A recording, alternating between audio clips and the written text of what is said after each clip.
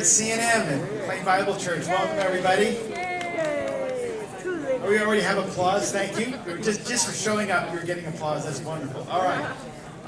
Welcome. I'm going to welcome myself back. I've been gone for a couple weeks, so I missed all of you. It's great to be back. Thank you both.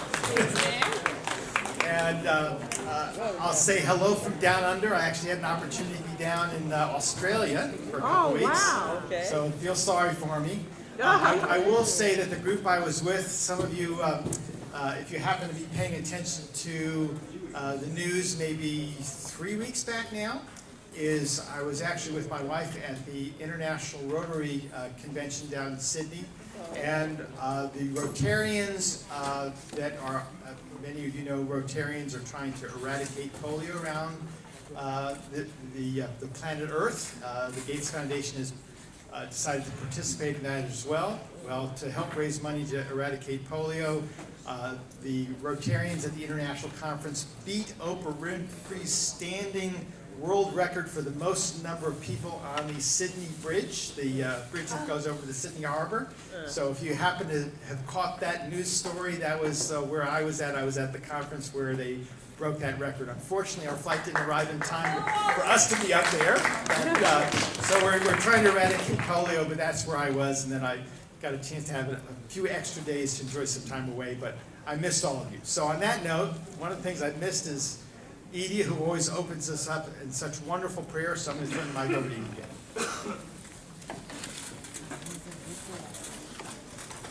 Shall we stand to honor God? Oh, merciful God, our Father, we love you, we honor you, and we bless your name today.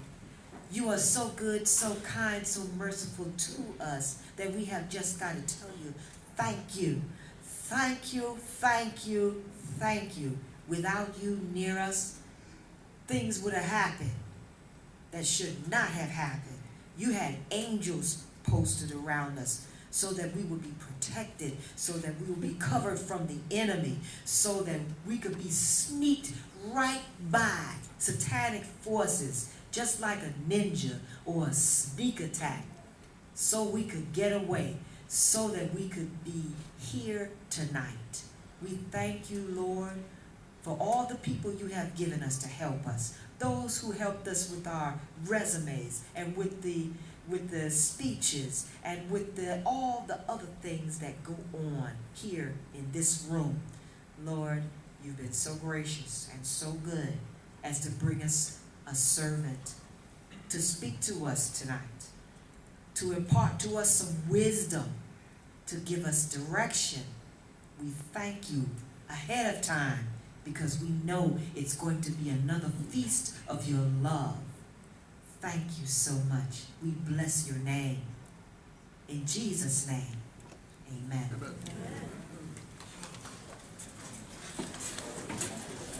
She was done such a wonderful job. I always feel like we should applaud Edie when she's done with prayer, but I don't know. So, great. Thank you for giving Edie a round of applause. All right. While I've been gone, hopefully you guys have been having lots of great success with your job search. One of the things we always like to do, at least I like to do when we start things off, is to celebrate some of our intermediary successes. And that usually means how you're doing with your interview process. So those of you that have had an in-person interview, would you please stand up so we can give you guys a round of applause? Keep standing. We're going to add to your ranks, so keep standing. If you've had an in-person interview, keep standing. Keep standing. I saw someone sit down. Keep standing if you've had an in-person interview. Okay. All right. And unless you're already leg fatigued, then you're entitled to sit down. To add to your ranks, those of you that have had a phone interview over the last couple last week, please stand. Good. All right. And then the last group we're added to your ranks, those of you that have at least met one other person or interacted with one other person that you think is going to help you with your job search. Maybe you've connected with on LinkedIn, or you've met them for coffee. Would you please stand up and let's give you a round of applause. Great. Well, here's the good news. What do we say to the people that usually are sitting down? Get to work. Get to work. That's right. Okay. So, but fewer people are sitting down. That's a good sign. That means you're out doing your networking. The one other group that we always want to acknowledge when they show up, if I say group, they're individuals when they show up, people that have had enough courage to show up to a rather large church with lots of stuff going on and lots of people and lots of volunteers, are first timers, and we know you with your red border around your name tag. Would you please stand up so we can give you a warm welcome for coming here tonight? All right, great having you here. Please continue. I used to say, don't come back again. No, but please come back, because you'll find lots of good stuff here. And of course, as we always say, some of the best stuff that happens is really at the tables and the networking that's going on. And one of the things, we have a great presenter tonight, Patrick Troy. I'll talk a little bit about him here in a second. But before we do that, another thing we always like to have happen is for alumni to come back and share opportunities that they may have at their organization. And we actually have one of our alums here tonight, Teresa Garcia is here, come on up, Teresa. So I'm going to brag on Teresa a little bit. So yes, please give Teresa a round of applause. But really the important thing as we got talking is I said, Teresa, can I expand your role tonight?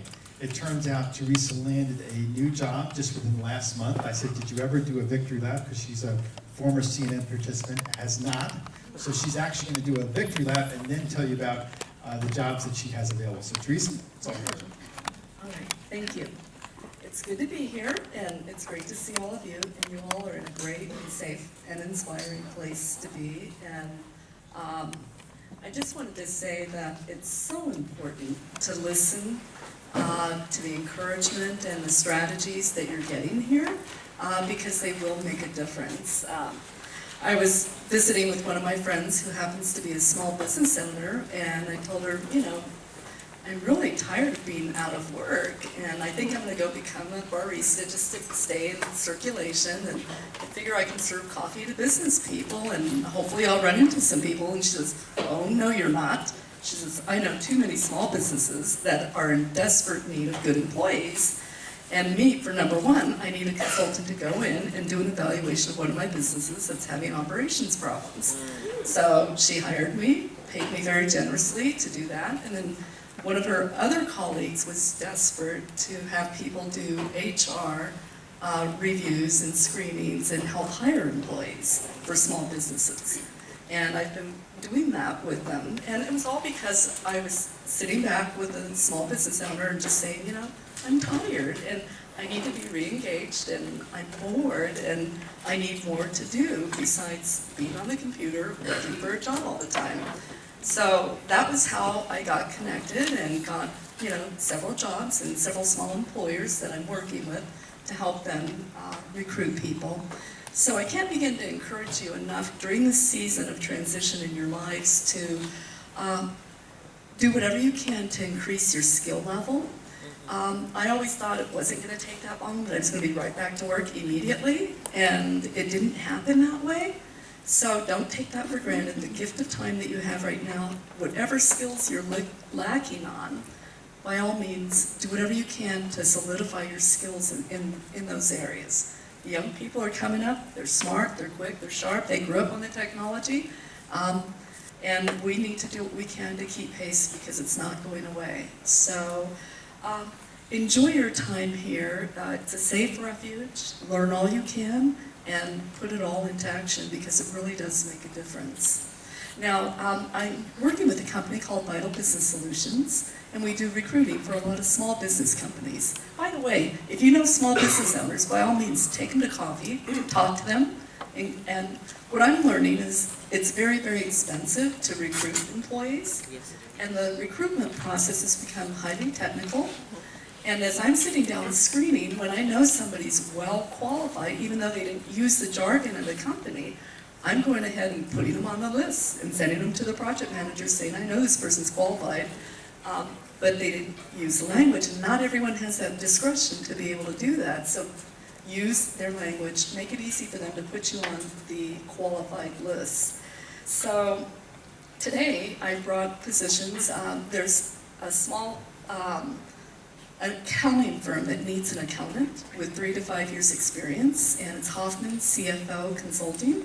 If there's any accountants in the room, they desperately need a good accountant to join the team.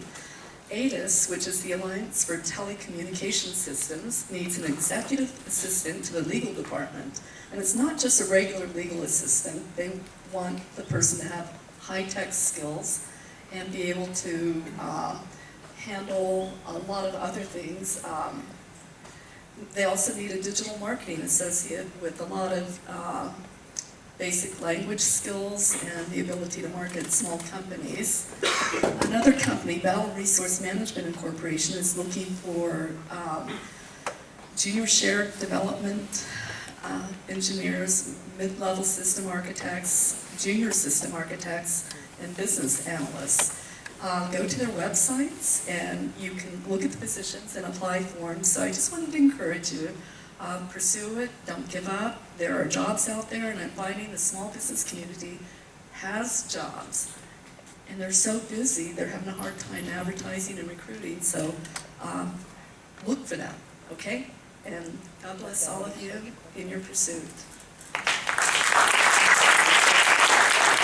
you, Teresa. And also, you said you were going to be posting those on our LinkedIn group in the discussion session. And the other thing that Teresa mentioned is that she's willing to be the conduit for those jobs that you're finding on the website, because that's one of the things we always encourage as part of our process. Thank you again, Teresa. Encourage as part of the process that if you are approached by someone that says they have jobs that they'd like to share with our CNM attendees, we always add the next question, which is, are you willing to be a resource to funnel those those candidates to the appropriate people? Because otherwise, we don't have the resources to be another Indeed or Monster in terms of trying to keep up with all the jobs that are out there. So be rest assured that when you see jobs typically coming through CNM, either on the discussion group or being brought up to the front of the room here, is those people have offered to be the conduit to help you sort of bypass the pile of the thousands of potential competitors going for that, so that you at least get a good, healthy screening in the process, okay? So, all right, before I introduce and bring up our speaker, I want to just share with you something that I experienced just before I left on my trip.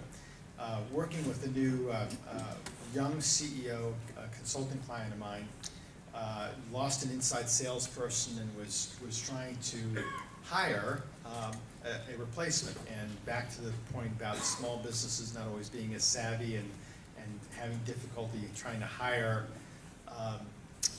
people into their organization, the CEO who I was working with and doing some coaching with said, "Oh, Mal, I've got this great candidate. I'd like you to come join us for lunch, and so you get a chance to see this person." He was very impressed with him. So I joined him and his Chief Operating Officer. And now when I'm sharing with you these titles, these are young people, okay? They've got nice big titles, but they're young people. And this gentleman who's interviewing comes in, sort of sport coat, no tie, pretty casually dressed, has a pretty extensive resume, and they start interviewing him. Not necessarily the best interviewers, which you've all experienced at some point in time, probably in your recruitment process. Not everybody's a great interviewer. This guy continued to badmouth every previous employer he had, their products, whatever, and it was talking about how he was having trouble getting callbacks, and then it was this position, was probably like some of you are going through right now, thinking about maybe having to take a step back in terms of compensation and role to get your foot in the door to hopefully then grow the position. When we started talking about it, he was immediately, well, I could probably learn this stuff in a month or two, and then what's my growth opportunities? After about 20 minutes of listening to this guy talk, I could not stick around for lunch. It was so painful. I wanted to wring that guy by his neck and say, no wonder you're having trouble providing for your family. No one is going to hire you. This guy was I'm sorry, I'll call him an idiot. But the sad part is, I don't know he realizes how much damage he was doing in that interview process. And I'm sitting here thinking about how excited I am to know all of you are getting exposed to how not to do what he did. It's like I almost wanted to follow him out in the parking lot afterward and say, you need to come to where we are. You need to realize that you're not going to land a job doing what you're doing.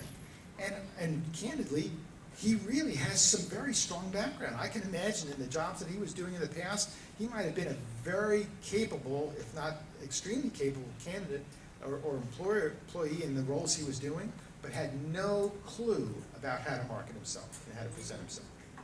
So just want to let you know, if I were to compare, I would guarantee you, any one of you in this room, no matter, even if you're first timers, would do a better job than he was, and he's been at this job search process for a while. And the tragedy is people that are out there, long-term unemployed, that don't know what they need to be doing. You have a chance to learn how to do that here. Please apply it so I don't ever have a lunch that I won't sit there and have lunch with you because I can't stay and listen to your answers to interview questions. So please learn this stuff. Okay, so on that note, positive note, meaning that you're at least better than one other candidate I know out there. I know for sure.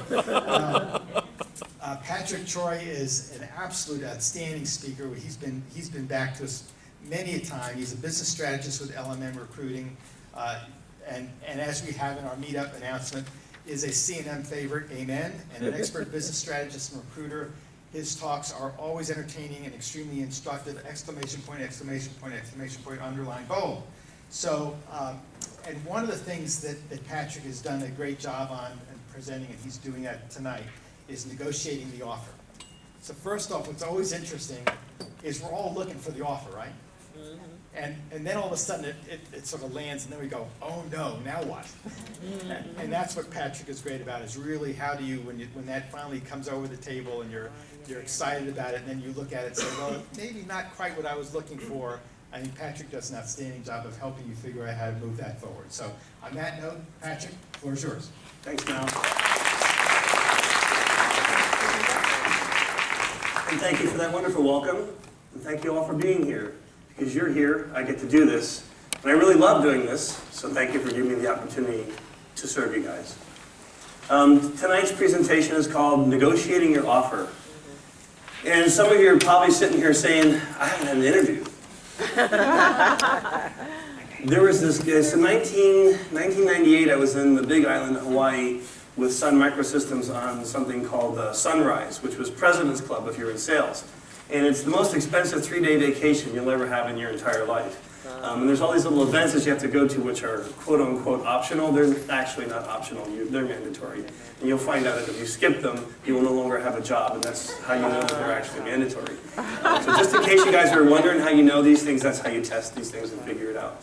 So anyway, I am there, and they always would have a featured speaker.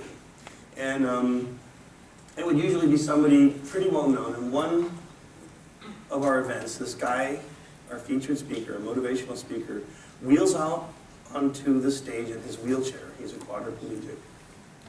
And his name's Mitchell. And he told a story about the nurse of the 10 impossible things. And through a series of very, very horrendous and horrific circumstances, he lost the use of his legs and, only could really use his arms to wheel his wheelchair around.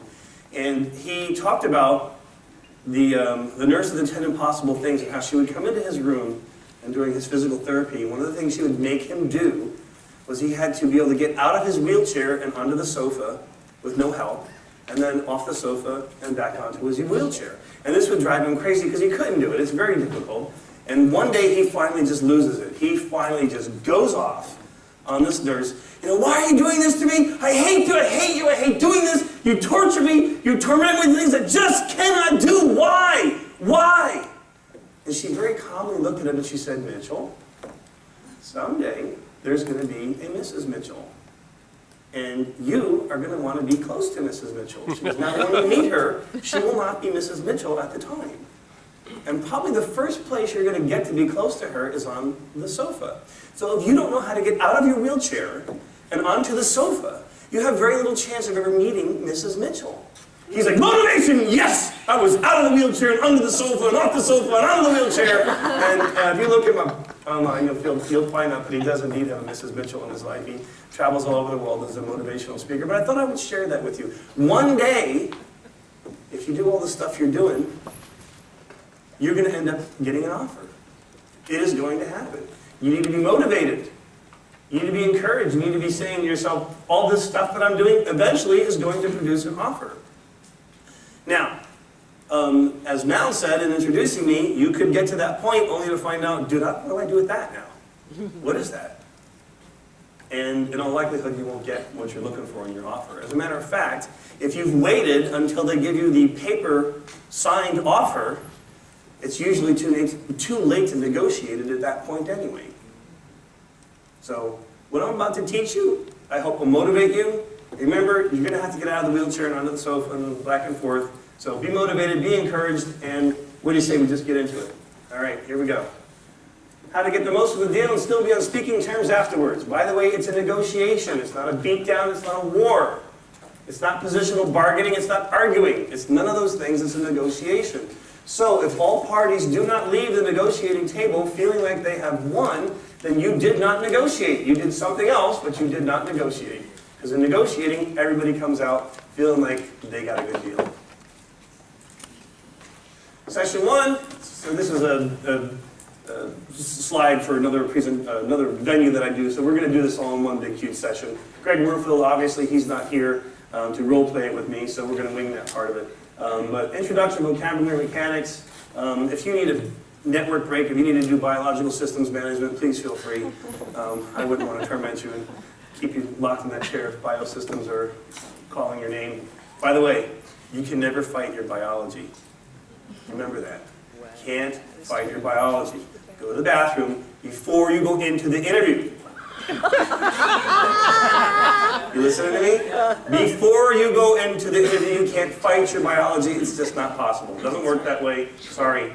All right, there's 4 phases of the sales cycle. There's 4 things that always have to happen before someone will exchange money with you for a product or a service that you have. These 4 things will always be there, and thing number 1 is demand creation. Somebody has to need or want something. It's impossible to sell something to someone who neither needs nor wants anything. Shocking as that might seem. Think about that for a minute. Let me ask you a question. Why do companies hire people? They have a need. Yeah. Do they hire you because they want to? No. In case you were unclear about that, the answer is no. Okay, no. And you know why? Because you're a cost. You are an expense. Unless you're in sales and you're bringing in revenue, but then you're only as good as the last purchase order you brought. I brought you $1 million yesterday. That's great. What have you done for me lately? That's sales. Any people want to aspire to get into sales, talk to me afterwards, but that's what sales is all about. It's numbers, numbers, numbers, numbers, numbers, and what have you done for me lately? The bottom line is you are a cost. And if they can replace you with a robot, they will do so immediately, if not sooner. By the way, who manufactures all your cars? People or robots? Robots. Just checking. Just checking. So recognize when you are in the interview, you are not there because they need or they want to interview you. You are there because they need to interview you. All right, I'm old, I'm 56 years old, and we didn't really have this term when I was growing up and dating. There's this thing called mercy dating. And that's really, just feel so bad for this guy and for this girl because no one wants to date. All right, fine, I'll go on a date with you, but I'm going to bring all my buddies and friends, so that I don't have to be like totally alone on this, wandering date through the wilderness kind of thing. There is no such thing as mercy interviewing. If you are in the interview, it's because they consider you to be qualified for the job, which means it is yours to win. Everybody get that? Yours to win. If you go to interview after interview after interview and you do not get an offer, you are doing something wrong in the interview. It's yours to win. They need to interview you. They don't want to. They need to hire you. They do not want to, and there's no mercy dating. There's no mercy interviewing. They're not going to interview because, oh God, look at this guy. I just feel so sorry for him. It'll make him feel good if I give him an interview. I'm never going to hire him. They're not going to waste their time. It's never going to happen. So recognize you're there because they deem you qualified for the job. You had best put your best foot forward. You had best do your best in that interview, and that's part of what this is about. Demand fulfillment. You have to have the thing you need or want, shocking as that might seem. So I'm going to do this, this really doofy, dorky kind of a little scenario on this that I always do for this part of it. And this young lady here, what is your name, please? Sandra. I'm sorry? Sandra. Sandra. So Sandra, you're walking along in the desert. It's 1,000 miles to anything in any direction. You're dying of thirst. As a matter of fact, it's so bad that you're going to expire in about 15 minutes. And you look around and you realize, gee, it's 1,000 miles to the nearest Burger King or McDonald's. Things are just not looking too good for you. And all of a sudden, poof, I magically am teleported into your situation, dressed exactly as I am right now. And I say, hey, Sandra, how you doing? And you tell me, Not well. what's wrong? I'm thirsty. You're thirsty. Hey, I got a cheeseburger. I would like a Coke. Yeah, exactly. Your answer is, dude, you're not helping me. You're not helping me. What do you need? Water. These, right? Let's just dive into negotiating just for a second. Supposing I pull out the cheeseburger, and you say to me, you're not helping me, buddy. I really need to think, and I say, well, yeah, but you know, most of the water we get into our system, most of our hydration is absorbed to the food that we eat. Your response? I got 15 minutes, dude, and I'm leaving the planet. I don't have time to absorb hydration through the food I'm eating. I need water. Oh, okay. Finally, the light bulb comes on, I get it, and I pull this out. How much can I sell this to you for? That's a good question. Yeah, you bet it is. How much can I sell it to you for? A lot. I'll help you out. Every penny you've got and every penny you'll ever earn. So it's either that or poof, I teleport back out of your life and you die 15 minutes later. So your need is extreme. And so because your need is so extreme, I can charge you anything I want for this bottle of water. Now it's a whole other strategy. I could give you the bottle of water, and while you're gulping it down and spilling it all over yourself, I magically pull out a case of water, stick it down in front of you, and I go, here's some more. Are you still thirsty? By the way, while you're drinking it, do you like the water? Does it taste good? Listen, my family has this little spring in the mountains, and we bottle this stuff, and it's like really cool and everything. It's, it's totally aseptic, and it's really great, and it doesn't have any minerals in it. You want some more water? You still thirsty? And like, hey, do you drink bottled water at home, or do you like that city water that comes out the faucet with like particles and junk and stuff and not really? How about your family, your friends? Do they drink? So, I could probably sell you bottled water for the rest of your life, plus all your families and friends and everybody that you know, because you're going to tell them how I rescued you in the middle of the desert with Patrick and Patricia bottled spring water. So there's a lot of different negotiating strategies that could come along here, but recognize what you're going to pay for it is based on your need, right? The worse they need to hire you, the worse they need to hire somebody, the more important that role is, the more money they pay for it. I know that's a shocker, but there it is. That's how it works. So, demand fulfillment. You have to have the thing they need or want. Not something that's similar to or somewhat like the thing they need or want. You have to have the thing they need or want. And my silly, stupid, doofy, dorky example, it was water, not a cheeseburger. Even though you can just look at me and see that I haven't met a cheeseburger that I didn't like in a long time. So there's that. Negotiation. What's it worth to you? What's it worth to me? What's it worth in the open market? Can you buy it from somebody else? And why should you buy it from me? And until you've got all of that resolved, you have not completed negotiation. If you get to the place in the sale where you're negotiating, and then you get to the place where you're closing, and while you're closing, they say, oh, well, that's just too much money, and maybe we don't really need all of that. Maybe we can have half of it, or what? You didn't negotiate. You failed in your negotiation. When you get to the close is a contractual agreement. The negotiation is where you get all that stuff squared away. How much is this going to cost? How much are you going to pay for it? And then in the close, contractual agreement that defines your transaction in terms of product or service delivery, payment terms, warranty, responsibility, and liability. And here's essentially what a close is. Close is not a handshake. It's not a glad hand or a happy hug. Okay? Close is a contractual agreement that you both sign that defines what I'm going to do for you and how you're going to pay me and when. And when your check clears the bank, and the warranty expires, you can't send the product back to me and get your money back. Now we're in business, buddy. Now we're closed. So just because they said, oh yeah, we'll probably get you an offer maybe next week, and you shake hands on it, you have zip, nada. You have nothing. You have not closed. That is not a done deal. And I can't tell you the number of things I have coached that have told me, oh yeah, I want it. They told me they were going to give me an offer next week. Really? Really? You got it in your hand? Did they give you a verbal? They give you a verbal. Did you accept the binding verbal offer? Did you ask about that? Oh, no, well, I just, yeah, and next week comes, then the week after that, and then years pass, time passes, and they never see that offer. I can't tell, if I had a nickel for every time that happened, I'd be doing my service for all of you for free, and I'd never have to charge another client another penny for the rest of my life. Which, by the way, if I win the Powerball, $800 trillion lottery tomorrow, it's exactly what I'll do. I'm still going to do exactly what I do. I'll just do it for everybody for free, because I won't have to worry about paying my bills, because that'll be done. But right now, that's not the way it is, and there. So that's that. Anyway, close. Any questions? None? Good. All right, so next, what constitutes a negotiation? How about bartering? Is bartering a negotiation? No. Why not? Yeah. No. Why not? Why isn't bartering a negotiation? Said bartering is like an exchange, one thing for another thing. Mm-hmm. That's not a negotiation. Mm-hmm. Exactly. How about trading? No. Anyone know what wampum beads are? Yes. What are wampum beads? The beads. The beads. They're shells. They're colorful shells. What were they originally used for? Money. It was the original currency of North America. Wampum beads. Anyone know that? And the Indians would get seashells. Now, by the way, if you were, in Ohio, and or you're in the Midwest, in the Cherokee Nation or whatever, you do realize there's no seashells, like in the Midwest. So you have to actually go find these things or get them from somebody else. And then they would carve them down to a small little bead, and they would carve a small hole into the bead, and then string them on strings. And they were used as ceremonial gifts. When you got married, you might be awarded a few sets of wampum beads. And they were valuable because, number one, the materials were hard to obtain. And number two, it took a lot of physical labor and a lot of craftsmen and artisanship to make wampum beads. They were the original currency. How about positional bargaining? Is that negotiating? Anyone know what positional bargaining is?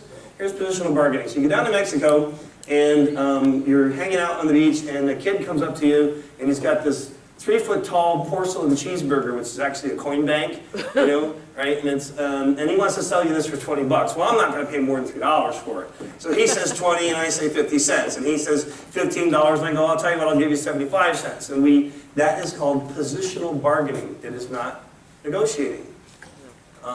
My favorite positional bargaining, and where you can really get into trouble, is Muammar Gaddafi. Remember that guy? Remember when he ordered all that hardware from us, and we sent our Air Force over there to deliver it with the F-111s from Lincoln Heath? You guys remember that? He ordered all that stuff for him, we delivered it over to his front porch and all that? You guys don't have any idea what I'm talking about, do you? Yeah, 2,000-pound bombs started blowing up on this guy's front porch. I think he got the message. But here's what Gaddafi did that was this is my line of death. He actually said, this is my line of death. You cross this line and we go to war. And of course, we crossed the line. And he was like, actually, this is my line of death. This line here. No, actually, because we crossed it. Actually, it's not. It was really this line. Well, actually, there's a number of lines, and it's not actually that, but there's the other line, and then there's this line here. And, well, actually, really, you know what? My line of death is really on the way back there somewhere. I'm not actually really sure where it is. And as soon as he did that, we knew we were going to win. Because he wasn't serious. If you have a walk, it's a walk. It's a hard line. If you don't have the courage of your convictions, you will fail in negotiation. Arguing. When negotiations break down, I'm just going to argue with you. Is that negotiating? No. I'll answer it for you. Demanding. When your fair share is just not enough. Well, I deserve this. This is what I want. Really? Really? It's what I want, right? You know what? People in hell want ice water too. Figure the odds of that. Seriously, they're not going to come down here and bring you ice water on a tray, okay? It's not going to happen. Just because you want it does not mean you are going to get it. You can want it all you want, and it doesn't make any difference. But I see this all the time. And finally, stonewalling. We just have to show everybody how childish we look. You know what? I'm taking my marbles, and I'm going home. All these things pass for quote-unquote negotiating it. None of them are negotiating. And I've got a little video here teed up that I'm going to play for you. Hopefully the sound will work. And it's one of my favorite it's a Cracker Jacks commercial from when I was a kid. And of course, it's in black and white because I'm old. And it's wholesome, and there's no terrible raunchy scenes in it or anything, which you couldn't do today. I mean, you just couldn't produce this today because it would be just too wholesome. And hopefully it'll fire off and play here in a second. We'll see. What do you want when you gotta eat something? It's gotta be sweet, and it's gotta be a want, and you gotta have it now. What do you want? Nick, snack, and whip, back and patty, whack and eat, and knack and double, rack and double, rack and slack and jack and good, cracker jack.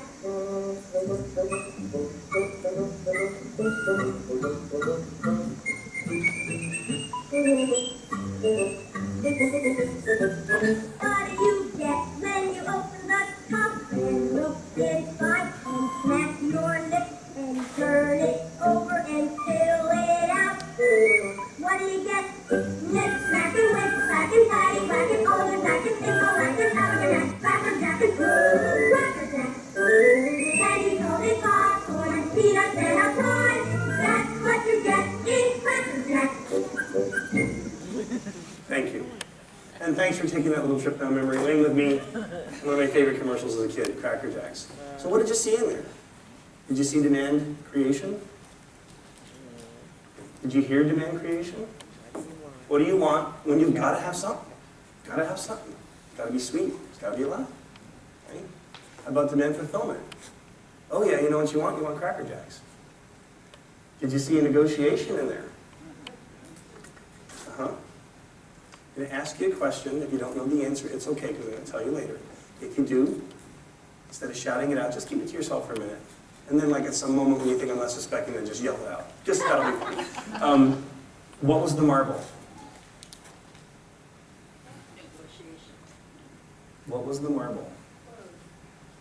Was it a close? No. Trial close?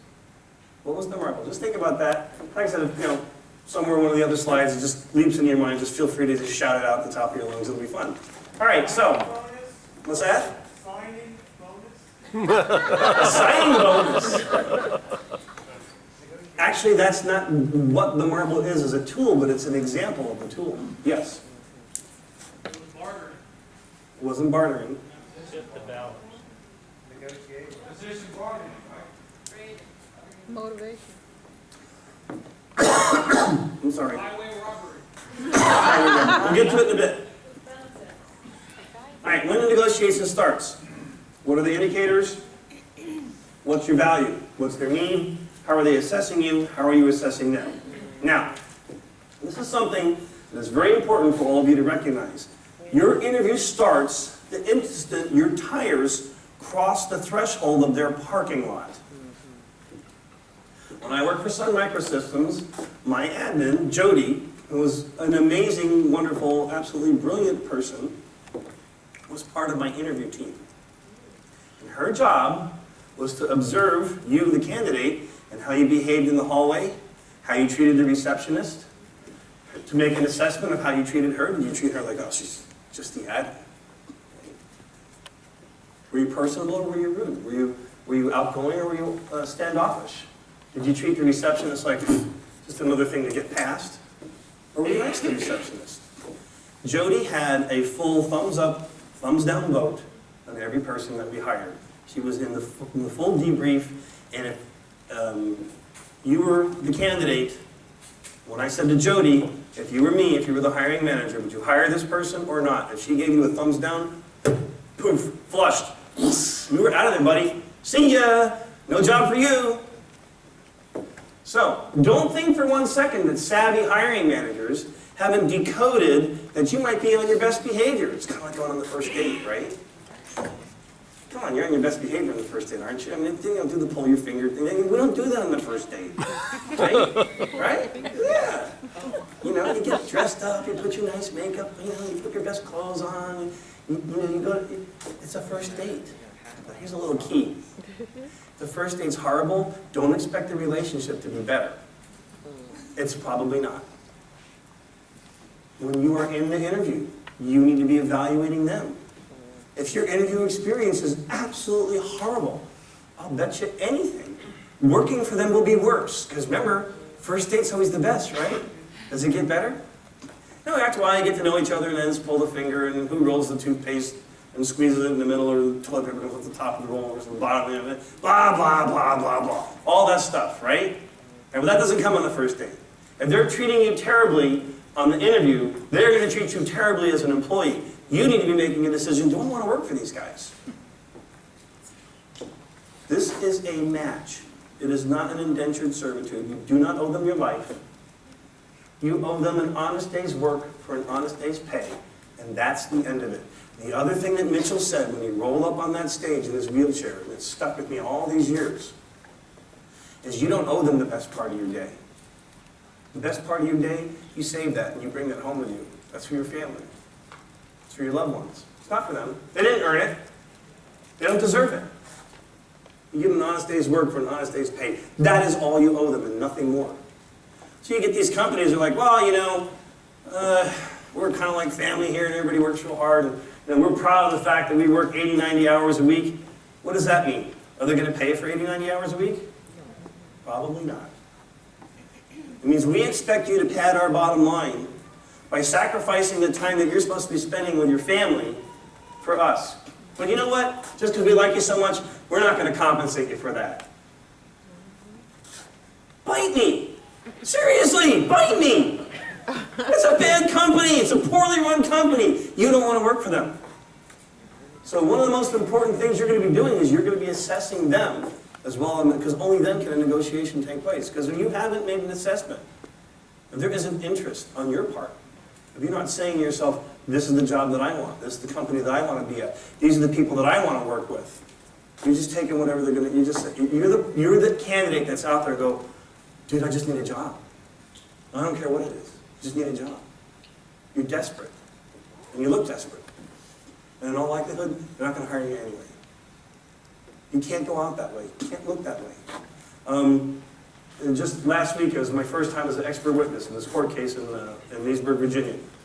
And the guy was so convinced that he was going to be railroaded, that he wasn't going to get justice. He was so negative. So at one point, before he went in to testify, I said, stand up straight. Head up, shoulders back. Go in and tell the truth. That's all you can do. If you go in there negative, they're going to crush you right into the floor, dude. And the same is true in this. If you go in there negative, if you go in there with your mind not set right, you're not going to prevail. You're not going to get the job. Because some other candidate is going to come in, and of course, sorry about that. Some other candidate's going to come in and get that job. Let me ask you a question. Why do employers hire a particular candidate? Do they hire the candidate that's the most qualified? No. Shocking as that might seem, no. You know who they hire? They hire the candidate that's the most qualified that they like the best. Yeah, that's an interesting thing, isn't it? The one who's the most qualified that they like the best. It's a whole component of this, of how to be likable. You go in there with a chip on your shoulder, you go in there with your head down, well, here's what I'm going to do. Gosh, I hope it goes well. You know, you should expect that it won't. You still have to have your head up, your shoulders back. You still have to believe in yourself. And we're going to talk about that in a minute when we talk about value. But what are the indicators when negotiations start? Now, one of the things that I answer all the time for candidates is, okay, so I was applying online and they required me to fill out what I wanted. You know, what's my salary requirements or what was my past salary? And I've heard all these answers. Well, I put 0 in because it'll accept 0 as a number. You know, I'm like, dude, they're not even going to look at your stuff, okay? They're smarter than that. So should I put a low number in? Because if I put a number that's too high, they won't consider me. Well, if that's what you're worth, why are you putting in something less? Are you telling me that you just want any job and it doesn't matter? They can pay you half of what you're worth and you'll still accept it because you're that desperate? I will say to you, if that's your situation, if you look me eyeball to eyeball and say, Patrick, I just have to put food on the table. I have to make my mortgage payment. I will tell you, then go get a maintenance job. Go work at Home Depot. I had a buddy of mine. This was his exact situation. He's about to lose his house, the whole 9 yards. He goes and he gets a maintenance job. He goes to work for Home Depot. And he, even part-time, he was able to make it work. He was able to make his bills work. He was able to keep his house. He got employee benefits. He actually got health benefits. Even as a part-time Home Depot employee, and he's still working there, and they're talking about making him a store manager now. So this may end up becoming his career. But my point is that Home Depot's model is geared for this type of work. They recognize that they're going to have seasonal employees. They bring in people during the summer because it's a busy time. You know, companies like Costco bring in people during Christmas and various other holidays. And some of those people they keep because they're good employees. If you need a maintenance job, go get a maintenance job. I placed a naturopathic doctor at one of the top diagnostics firms in the U.S. You know what she was doing for her maintenance job when I was placing her? She was working at Home Depot. And my client could care less. It totally made sense to them. As opposed to going to some other company and doing some other job where they're hoping that you'll stay for at least 3.6 years, so that's a national average. If you stay less than that, they actually lose money on hiring you. And then 3 months later going, oh, thanks for the little, help me with a little bump in the road, thanks for the little stepping stone, but I got other things to do now.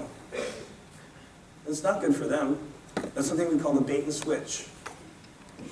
And you hate it when someone does the bait and switch to you. Don't do that to an employer. So, what are the indicators that the negotiation has started? One of them is that form. So here's the answer. If you're applying online and that's all you're doing, you don't have any other contact there, put the number of the salary that you want in that box. Remember, you can always go down, you cannot go up. Right? Am I right? Anyone ever been successful at saying, oh, I want to buy this thing, oh, okay, how much? It's $100. Oh, yeah, I got $100, but no, actually it's $150. Anyone ever been successful in pulling all that off? I've been doing sales for 20 years, I've never been able to do it. Because if you have, I want to know the secret. Because then you can come up here and do this and I'll sit out there and watch it. No, it will never happen. You can negotiate down. There's a thing called a concession strategy. You cannot negotiate up. It's just the way it is. So, indicators, it might be in your first phone interview, which is typically a screening interview with HR, and they ask you salary questions. Now, everyone, raise your hand if you've heard this. Whoever talks about salary first loses. Anyone ever heard that? All right, let's test that. Is that true? Is that true? Let me ask, because you know what? It clearly is not true, because there's only one truth, and that is Jesus Christ. Jesus said, I am the way, the truth, and the life. Amen? Amen. There is one truth. One. So let's evaluate that. Is that a fact? Because facts are transitory. Truth is immutable. Is it a fact? Is it a fact that whoever brings up salary first loses? Really? No. Really? No. They hire me, you got me, dude! You didn't lose, you won! You got the top dog, you got the head cheese, you got the guy who's gonna make it happen for you. I'm a top employee, I'm top 1%.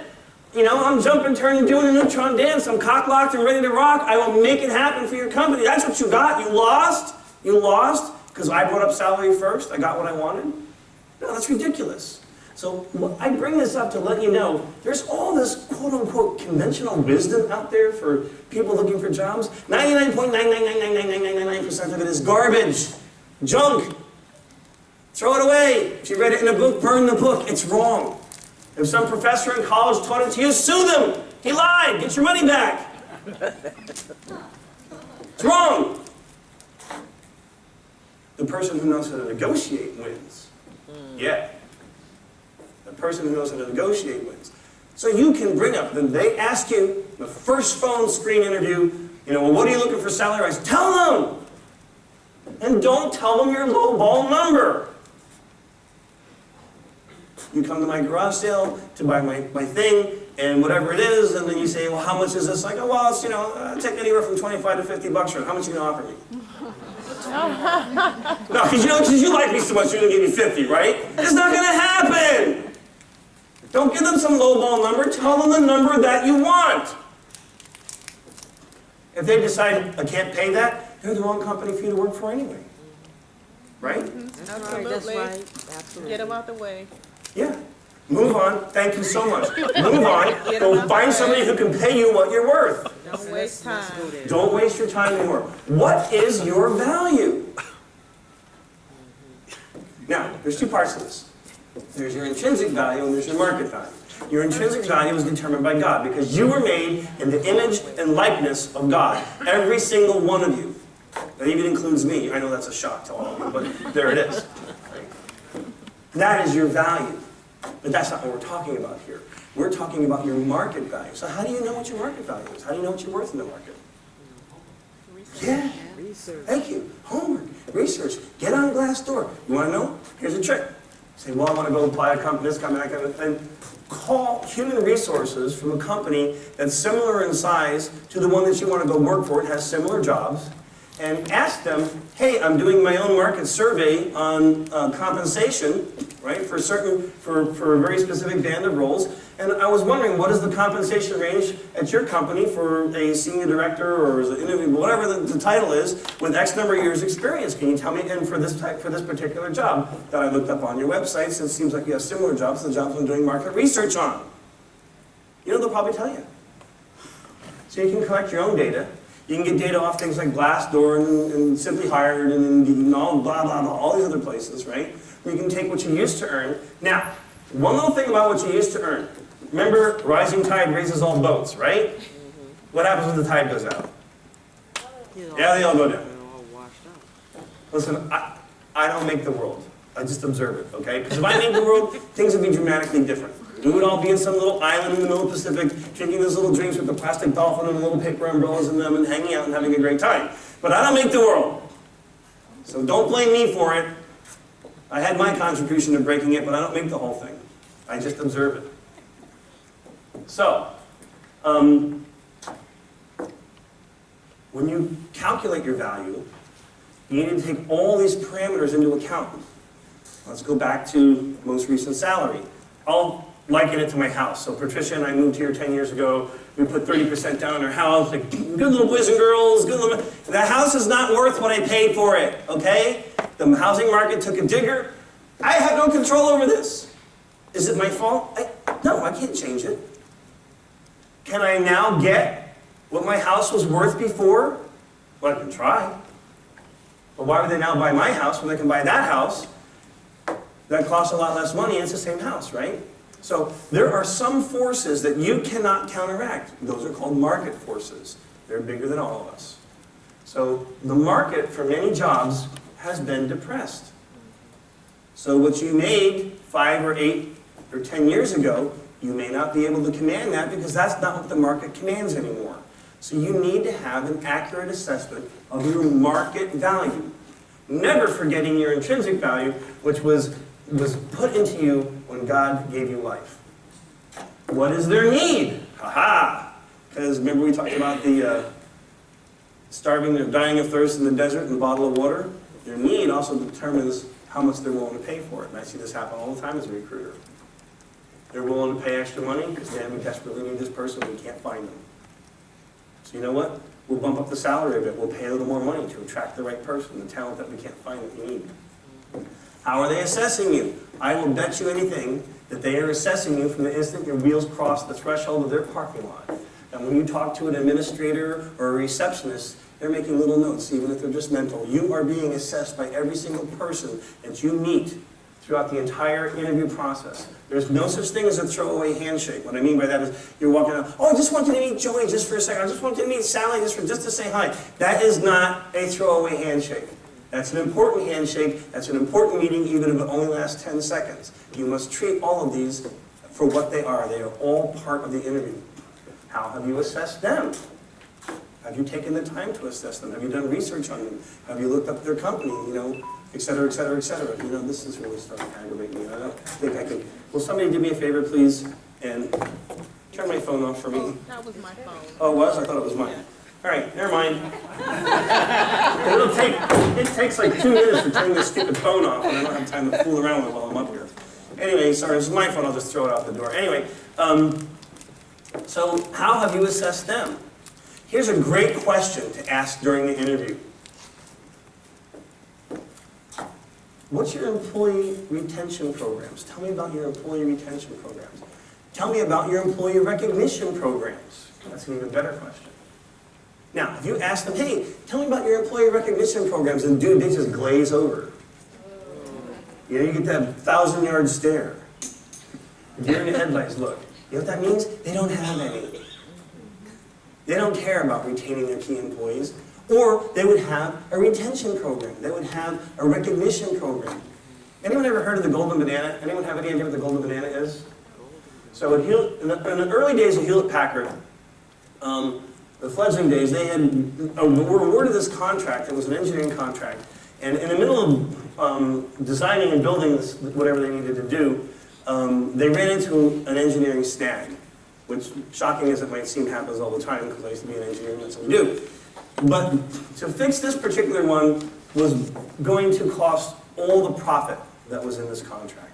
So they had all their engineers working on this, trying to figure this out, trying to save the profit out of this contract, and also save Hewlett-Packard. And the CEO of Hewlett-Packard at the time had a reputation for rewarding excellence, bang, just on the spot. I mean, he'd pull $20 out of his pocket and hand it to you when you came into him and said, dude, I figured this out, blah, blah, blah. He wanted to always reward people on the spot. He believed in that. He believed in recognizing the excellence that was in his company and his people.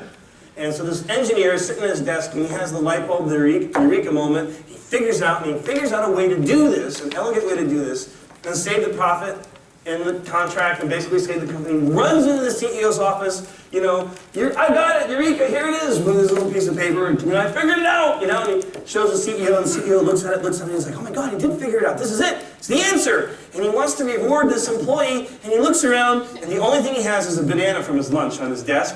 So he takes the banana and he hands the banana to the employee who takes it and he's like, wow, cool, you just gave me a banana. Nice. And then of course, they both realized how silly that was and they both cracked up laughing. To this day, the highest award that you can receive for excellence at Hewlett-Packard is the golden banana. It's a little teeny lapel pin about this big. And if you're walking the halls at HP and you see somebody wearing a little golden banana on their lapel, they have done something exceptional. How much do you think that little golden banana costs? 45 cents. It's not even real gold, seriously, It's plastic. But man, I'm telling you, people will go to extraordinary lengths to earn that little golden banana. So if you're asking that company, tell me about your employee recognition programs, and do get them. There's something wrong there. Question? I like your question, and my take on it is, what about your programs to retain underrepresented groups like minorities and women? Totally different thing. I like working in that kind of environment, so I have an interest in a company that values that. So then ask them that question. If it's important to you, ask them the question just like that. But to me, that's when I was in Sun, I was on the Diversity Council. I was the chairperson of the visibility of white women and persons of color within Sun Microsystems. Shocking as it might seem, I am neither a white woman or a person of color. Well, I mean, I am. I'm olive skinned because I'm Italian. I'm Sicilian, actually, so there's that. So don't mess with me. I'm Call my uncle I'm from Eugene. New Jersey. I See? know where you live. And I'm from Jersey too. I'm from North, from Vailsburg. That's right. where you live. That's right. You know exactly what I'm That's talking right. about. Yeah. I know what you're talking got about. friends in Federal Gotcha. Hill. Yeah. See, we're fellow. See, Jersey, we can do this. It's Jersey people. That's why I love you so much. If that's what's important to you, get it asked and answered. Okay? I would also submit to you that if the company only cares about recognizing white women and persons of color, they're a little skewed as well. Because there were a whole bunch of other people that were directors of various chairs to represent other underrepresented groups within Sun Microsystems. I just happened to, that was the one that was assigned to me. But if that's all they care about is EEOC members, well, you might want to work there, you might not. But get your question asked and answered. Thank you very much. Good question. So you have to assess them. You're going to use the web, you're going to use LinkedIn, you're going to find people that either work there or currently work there that you're connected to by some way or another. You can ask them about working for this company. You're going to find out about the particular hiring manager. What's it like to work for them? And blah, blah, blah, blah, blah. I'm not need to tell you how to do all this, but you are going, and I want every head moving in the vertical direction. Yes, Patrick, I am going to do this before I go on the interview. Come on, make those heads move. Okay, none of you are made out of concrete, at least not yet. Well, we're all adults. You know how an adult mind works, right? Adult minds are like concrete. It's all mixed up and permanently set. But I want your head to move in the vertical direction. Yes, I am going to do this. I will not fail in my mission to decode this information before I go on the interview. Not when I'm sitting in the lobby, noodling through my little touchpad tablet, thing, desperately trying to cram for my final exam right before I wanted to take, stellar astrophysics final. Which of you are trying to cram out in the hallway for your stellar astrophysics final? You're probably not going to pass that final, just in case you were wondering. I don't know that. Anyway, I think you can read the rest of the slide. What do you say? Move on. Any questions? None? Good? Okay, great. Off we go. What's the definition of negotiation? I have mine. I have Webster, Noah Webster's definition of it here, and I have mine as well. You can read that. I won't bore you by reading it to you. Let's get some vocabulary. What's your open? That's your initial offer. What's your close? That's what you are willing to accept and where you believe you're going to actually accept. Right? So let's say your offer is 200 and you say, but you know what? I reasonably expect 150 and I'm going to close there. I'm going to target my close to close at 150. What's your walk? That's your walkaway circumstances. At $149.99, I walked. I had a candidate, it was for an executive VP position with a company that manufactures closure systems, closure devices. Closure devices are gigantic purpose-built machines that put caps on water bottles, corks in wine bottles, seal up your little milk cartons with those little sealy things, seal up your pill bottles. Besides the adult-proof cap with the little thing that you need dynamite to get the little tinfoil seal off the top of the thing. You know what I'm talking about. Anyway, the whole time, the whole discussion, base salary $200K, consistent throughout. Somebody somewhere, someplace, in that company said, well, we have to negotiate with this guy. We can't just give him $200K. We'll offer him $195. And I said, this is a bad idea because he's going to reject your offer. No! I was like, oh yeah, I know my guy. That was his line. He's expecting $200K. If you give him $199,999, he is going to walk on you. No, he won't. I go, all right. What do I know? Right? You offered him $195. He said, see ya. He walked. They were stunned. Absolutely stunned. So, time passed, like a week. They, twist-eyed and scrutinized and strategized and various other eyes. And they came back to me and said, hey, I think we'll offer him $200. I go, oh, you guys are so smart. You're brilliant. That's why I love you so much. And they offered him $200. He accepted and off he went. This man had the courage of the convictions. He knew. That's my walk, dude. You offer me $1 less than I walk, and I will walk. So when you create your walk and your strategy, you need to have the courage of the convictions. Otherwise, you'll be like, this is my line of death. Just kidding, it's really over here. Actually, it's not that line. It's those other lines over there. Well, one of those lines. There is a line somewhere in the world that might be my line of death if I could actually find it. So, gap. That's the delta, or the difference between your open and theirs. Concession strategy. How do you plan to close the gap? Now, you need to, anyone here a scuba diver? Any scuba divers? What are you doing diving? You plan your dive, you dive your plan. Right? I'm a level 3 technical diver. Believe me, I plan my dive in excruciating detail. Because when I'm at 260 feet on trimix for 20 minutes, I cannot go back to the surface. I have 4.5 hours of decompression under the water before I can break the surface, otherwise I'll die. Which is a bad outcome, by the way. Like if you're scuba diving, the dying part's bad outcome, just in case you're wondering. You guys can laugh, it's all right, it's funny. Right?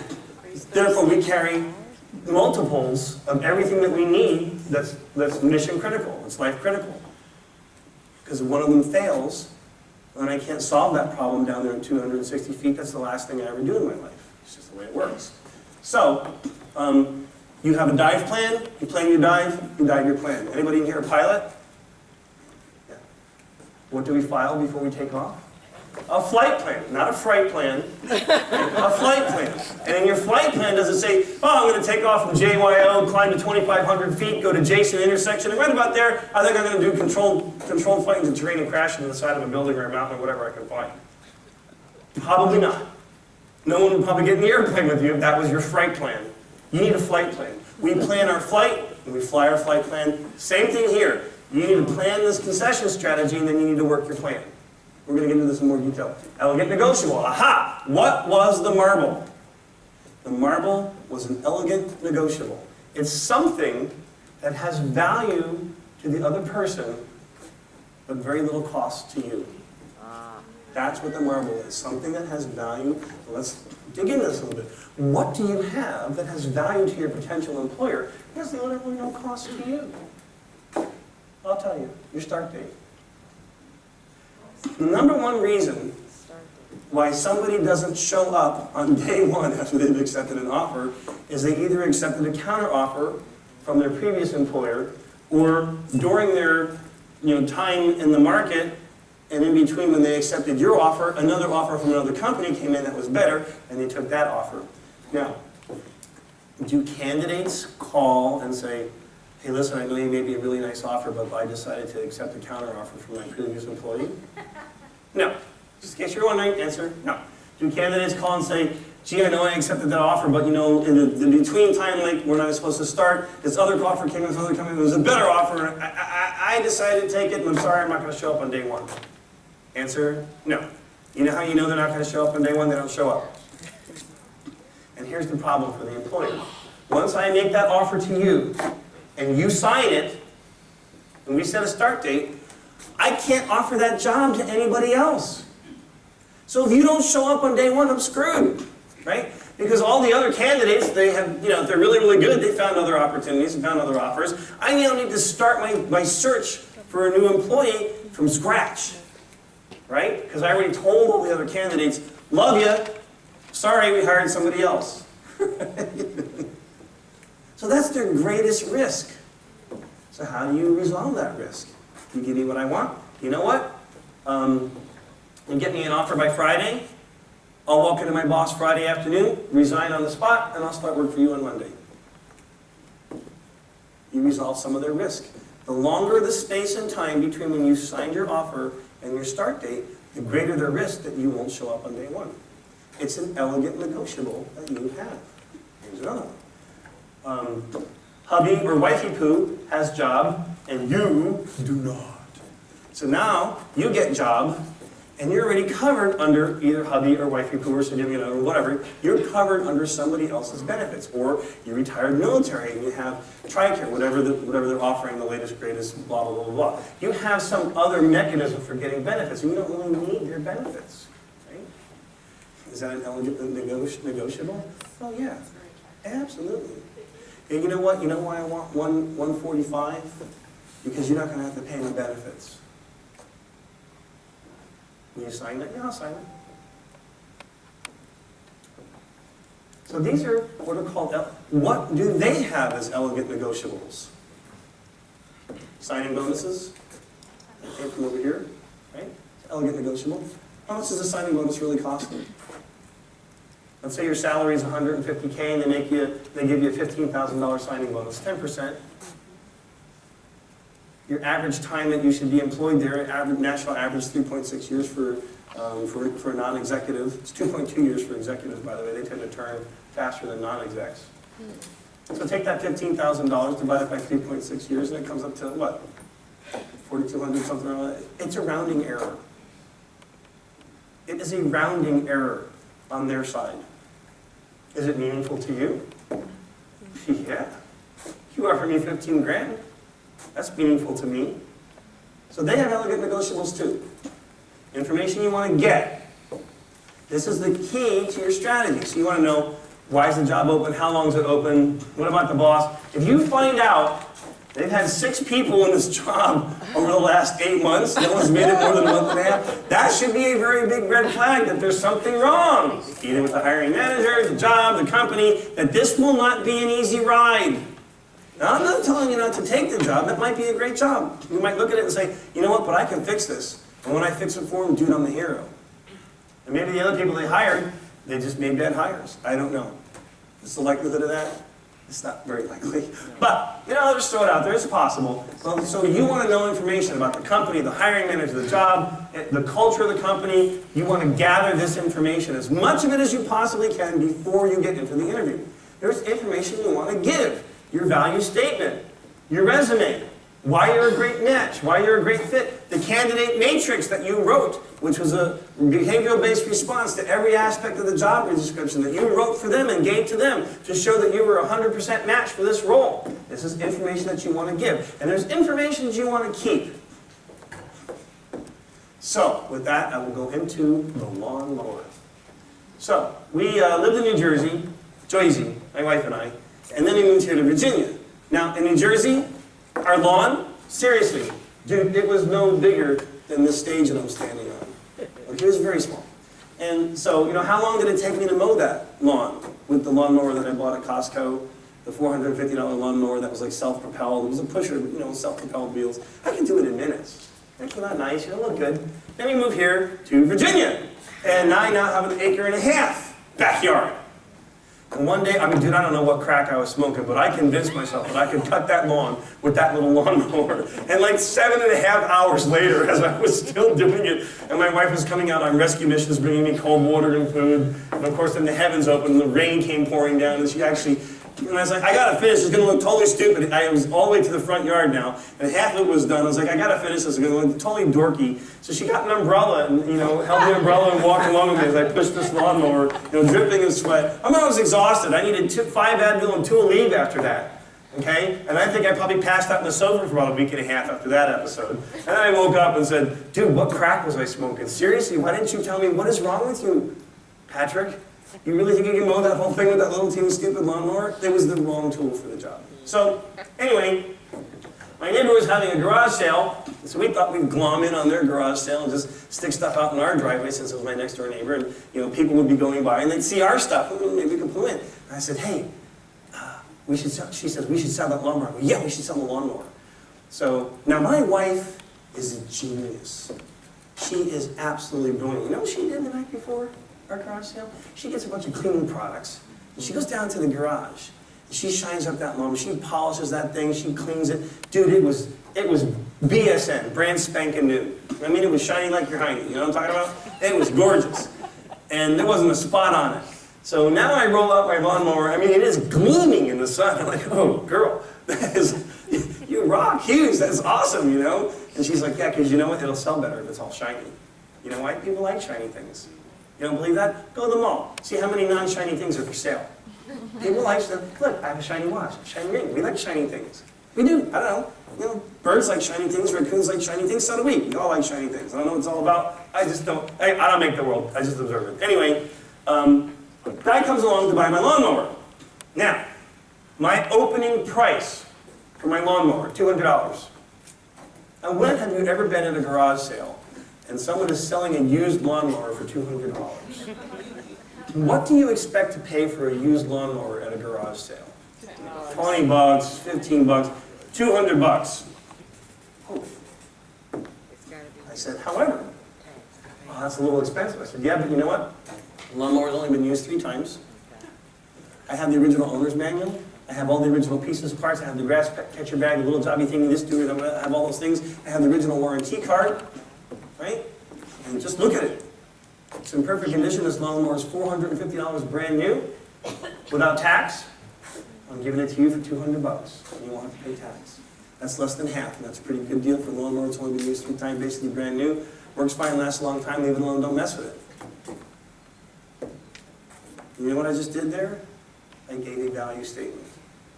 I justified why I was asking $200 for this lawnmower.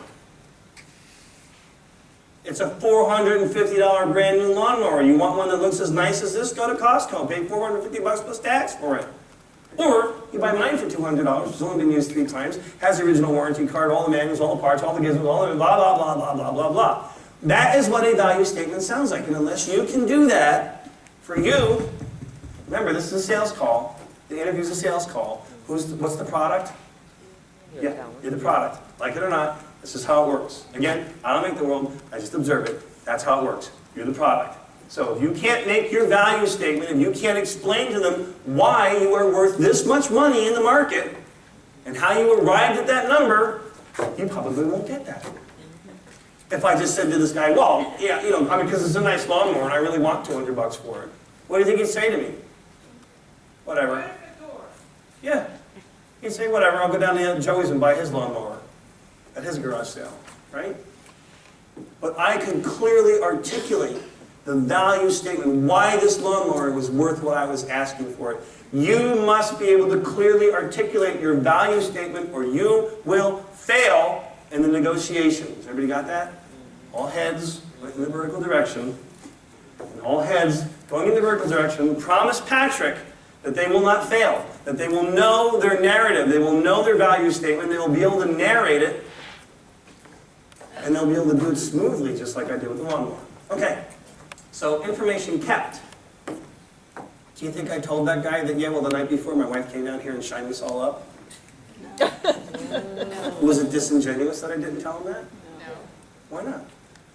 Wasn't necessary. Because it really was a shiny lawnmower. Just because it was dirty and she cleaned it doesn't mean it's not a shiny lawnmower. It's still a shiny lawnmower, right? Spoke for itself. Right? The guy says to me, well, it's actually for my mother. This is a true story. He says, it's for my mother. Can she start it? I said, yeah, sure. She comes over, well, how do you do it? I go, well, you push this little button, hold onto this, and pull that cord, and it'll start. And she pushed the little button, held on the thing, pulled the cord. She got halfway through the first pull. Boom, bang, fires up, and off it runs. Dude, I was in my mind. I had the little board sold. Done. Fired off in the first pull. She should have seen the grin on this mom's face. She's like, yeah, I'm not going to have to fight this stupid lawnmower to start it when I need to start it, right? Now, what they don't know is that before the garage sale started, I took that lawnmower out and ran it for a half an hour. Got it all nice and warmed up and everything. Right? The burn-in period. I did. Is that disingenuous? No. Because no one expects your lawnmower to start in the first pull when it's cold. Right? All I did was warm it up. So it'll be easier for them to start. How many times are you going to start your lawnmower when you mow the lawn? At least once. How many times usually do you have to start your lawnmower when you mow the lawn? It's way more than once. I know, because I mowed the lawn with this lawnmower, and I can tell you it's way more than once. So it's just as important how well it starts after it's warmed up as how well it starts when it's cold. Right? All I did was show my lawnmower in its best light. Okay, I do this all the time. Part of my little stick. So, you can have two things to eat. You ready? You have a choice between these two things. Thing number one, cold, dead fish. Thing number two, sushi. Once again, thing number one, cold, dead fish. Thing number two, sushi. Which one do you want? I knew it. I'm shocked. I'm going to pass out and fall down probably when I'm back. No one wants to eat cold dead fish. Stop marketing yourself as cold dead fish. Thank you. Stop bringing a dirty lawnmower to the garage sale. Shine up the lawnmower. People like shiny things. Polish up your presentation. Practice it. Practice your narrative. Find somebody who's willing to work with you that you can practice it with. Do it. Because when you get into the interview, it's all about your narrative. It's all about, listen, 2 people go for the interview. 3, 5, 10 people go for the interview. How many people do they hire? 1. Ding! You know what LMS stands for? LMS Recruiting. That's my company. Last man standing. That's what it means. Permaneo vir superstis. The man who stands victorious and alone after having engaged in mortal combat with his enemies. That's actually what it stands for. Last man standing. There's a whole bunch of you who's going to go in for the interview. They're going to hire 1. And what's the difference between the person they hire and the ones they don't? What's the difference? Oh, this is going to be a real stunner. Words. Words are the only difference. In Proverbs, says a word well spoken. How good is it? Or how good it is. Jesus one time said, I tell you for sure, you will give an account for every word that you have ever spoken. God created the entire universe just using words. The only difference between you and all those other people that go for the job is words. It's your words on your piece of paper, and it's the words in your narrative, and it's how you deliver them. You ever met somebody who couldn't tell a joke? They try to tell a joke, nobody laughs. Next guy gets up on the stage, tells the same joke, but he knows how to deliver it, everybody laughs. Benny Himmon was great for this, seriously. Benny Himmon was just, you know, he was amazing for stuff like, you know, hey, Dr. Belch is here, wonderful doctor. Give the patient 6 months to live, couldn't pay the bill, give him another 6 months. Benny Himmon joke. It's still funny today. I've heard that joke 100 times. It's still funny, right? It's delivery. How are you going to get good at delivery? Practice. Shocking as that might seem. So, before tonight's over, every one of you is going to find a practice partner, someone who's going to commit to spending 20 minutes a week. You waste more time than that at the line at Starbucks, okay? So skip your Starbucks thing, take this 20 minutes and spend it on the phone with your practice partner, practicing this stuff. Practicing your narrative, practicing your value statement, practicing negotiating, practicing delivering your narrative. Because it is going to be what differentiates you from all the other candidates. I know you're all shocked. Sorry, next slide. Here's your open. Begin with your value and market position, state your desired consideration. I wrote one of these down. I know I'm not supposed to read it to you, but I'm going to read it to you.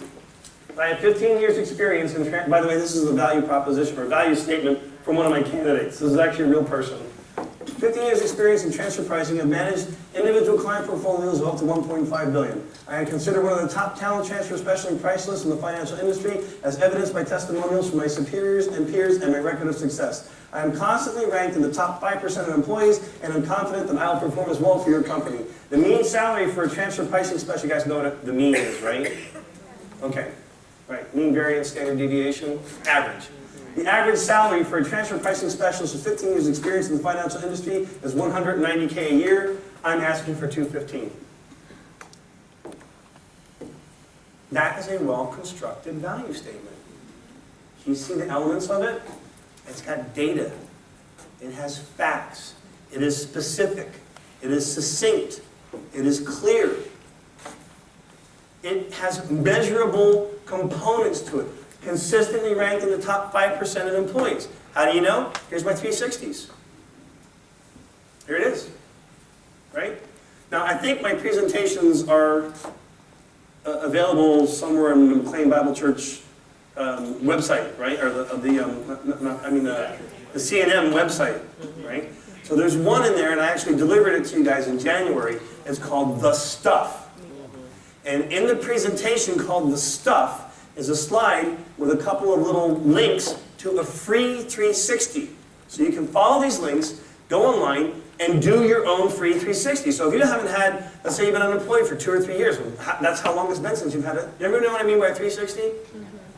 An evaluation, they call it a 360 because you get evaluated by your peers, your superiors, your subordinates, and yourself.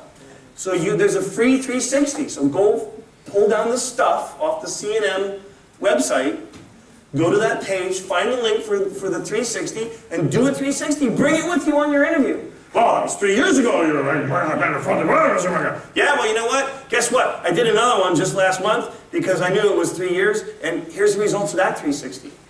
Well, yeah, but no, I went to my old bosses, I went to my old superiors, my old subordinates, my old peers. I didn't just go to Joey and Sally, who I met on the street corner drinking coffee at Starbucks. Okay? All right? Wow. You've now differentiated yourself. You have a value statement that actually makes sense, that's quantifiable, with measurable components in it. So now when I say, you know what, I'm asking for $215 a year, because that's what the top 5% people are making. Now who are you guys? You betcha. You guys are my purple squirrels. That's a recruiting term. It means a rare commodity. Someone who brings the company more value than the company pays them. You're my A players. You're my top people. If I had a job, to hire for, you would be the people I would hire. You know how I know? You know how I know you're all winners? Because you're here. All the losers are home, crying in their beards, oh, things are terrible, life is so hard, you know, the economy's, yeah, you know what, that is all true. That is all true. And you can stay home and whine and moan about it and cry in your beer all you want, they will not change anything. You guys are the top players. You're the people that I would want to hire. So act like it when you get in the interview.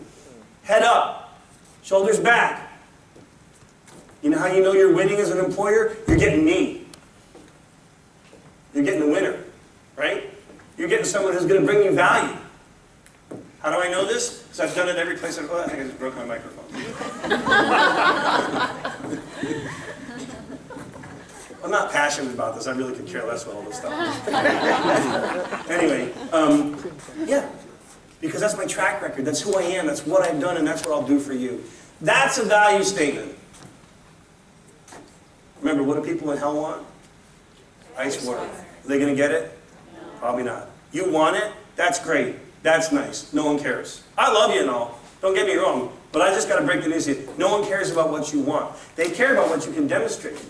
They care about what you can substantiate. They care about what you can narrate. They care about what you can do for them. They don't necessarily care so much about what you want.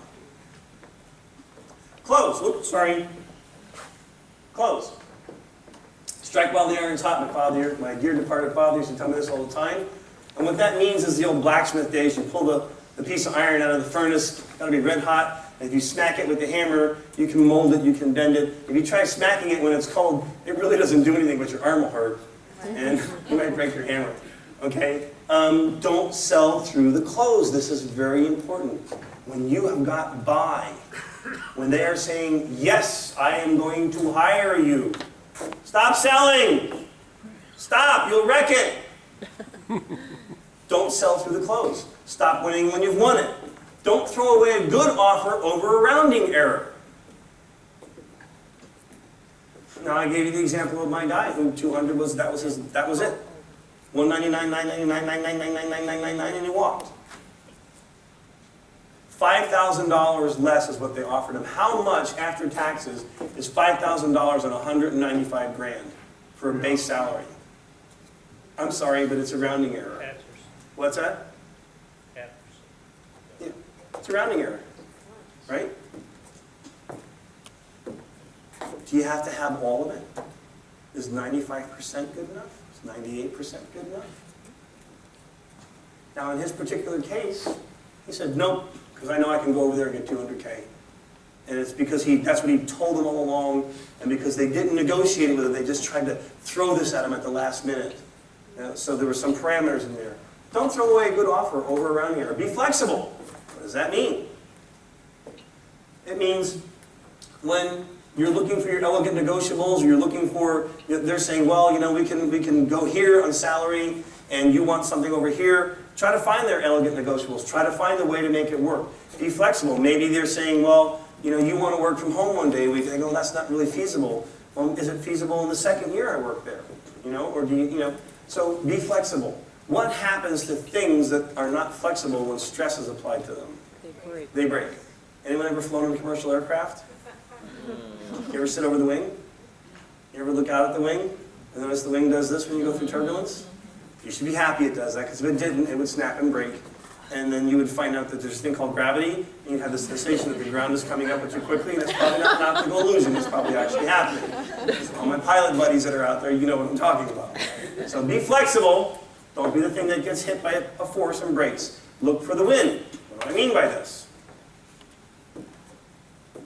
Look for the place where it's a win for them and a win for you. Use your elegant negotiables. Don't be stonewalling them. Don't be, this is my line of death. Don't do any of those stupid things. This is a negotiation. Close, sign, set a start date, and leave. You got that? Close, sign, set a start date, and get out of there. Because the only thing you'll do from that point on is wreck it. You can't make it better at that point. Better is the enemy of good. This is good. We don't need better. Close, sign, set a start date, go home. Show up on day one. Show up on day one.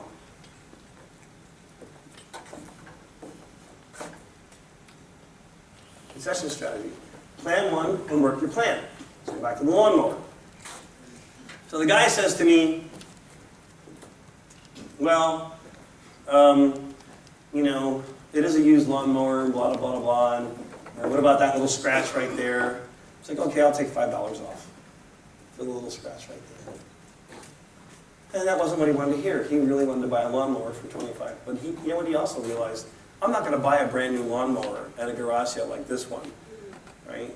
And my mom's going to get to use this, and it's not going to break down, and it's not going to be a pain in the butt, and it's not going to be some temperamental, recalcitrant, absolutely annoying thing, this beast that she keeps in her garage and does combat with every time she has to mow her lawn, right?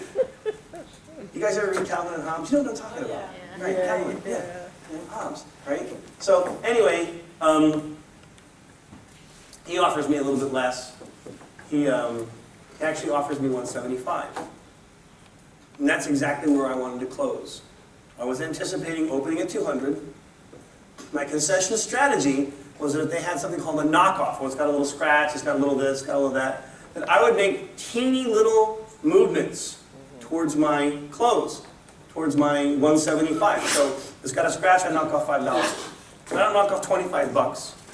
I knock off $5, right? I make little teeny increments. That's one concession strategy. Another concession strategy is, I know there's a big gap, there's a big delta, so the first concession that I'm going to make is going to be a big concession, followed by a series of teeny little ones after that. So you have to figure out your concession strategy and what you think is going to work best. Now, here's the key to this. Here is the answer to the question I asked you at the very beginning of the presentation. What's the difference between negotiating and all those other things that I listed? Value. Value. Because when he came to me and said, yeah, it's got this little scratch on it, I didn't actually say, I'll take $5 off. That did happen, but here's what I said. I said, well, you know, essentially this is a brand new lawnmower. I mean, look at it. It's shiny like your hiney. You know, it runs great. It's only been used 3 times. Starts in the first pull. I have the original owner's manual. I have the original warranty card. I have all the attachments, the grass catcher, the little mulching jobber, thingy doer, blah, blah, blah, blah, blah, blah, blah, blah, blah. And you know what? If you'll give me my price, I'll even throw in this gas can. You know where I got the gas can from? One of my other neighbors was moving. It was just something that they just couldn't take with them, so they gave me the gas can. What did the gas can cost me? $0. What was the gas can? It was my elegant negotiable. Right? Right? Give me my price and you won't even have to go to Home Depot and buy a stupid gas can for your lawnmower. I'll give you this one. But only if you give me my price. Give me what I want. My elegant negotiable. So, before I said I'll take $5 off, I reiterated my value statement. This is absolutely key. Before you make a concession in negotiating your offer, you will reiterate your value statement. You will remind them of why you are asking for $200 for your lawnmower. You will remind them of why you are asking for $215,000 base salary when the average is $190, because I'm not average.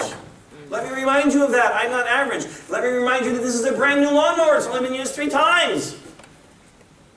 And then you make a small concession. Or a big one, depending on what your concession strategy is and where you are within your concession strategy. Everybody got that? Everybody clear on what we're talking and what we're doing here? Now, here's the key. If you can't do that value statement, if you don't know how to make your value statement, how well is this going to work? Not very good. Right? So, it's going to be like important to actually leave here with a practice partner, right? Someone you can practice this with. It's going to be important that you actually do research and figure out your value statement and write it down so you can rehearse it and practice it. When I rattle off my value statement about my lawnmower, does it sound like I know what I'm talking about? Yes. Yeah, you know why? I rehearsed it the night before. It's a stupid lawnmower, right? But I'm going to get $200 for my lawnmower. Actually, I get $175 for my lawnmower. Where everybody else in the garage sale is going to get $10, $15 for their lawnmower. I'm getting $175 from it, and I got $175 for my lawnmower. You know why? Because I knew how to negotiate. That's why. It wasn't just because my lawnmower was basically brand new, only been used, because I knew how to negotiate it. I knew how to establish its value, and I had to establish why you should pay this. What do you get? What's in it for you? So, establish value before any concession. And then go via your concession strategy. I would highly encourage you, unless you know, you're wanting, you know, 350 and they're offering 100K, but you decide this is the job you want to get, that's a big, big, big gap. In all likelihood, you'll never overcome that. Never. But you're probably going to have to make big adjustments or find another job that's more in line with what you need to be paid. So my point is, for most of this, 90+% of the time, it's going to be small, little incremental. Don't make some big adjustment right off. You know what that says? It says, this is my line of debt. Just kidding.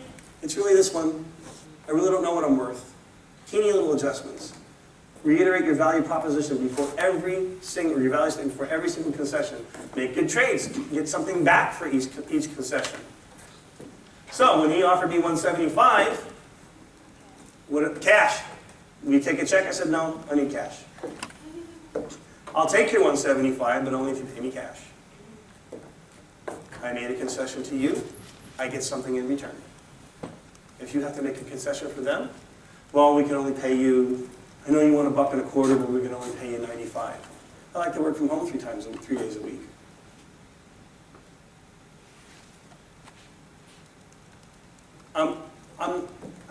go to the 95, but I'd need to be able to work from home 3 days a week for that.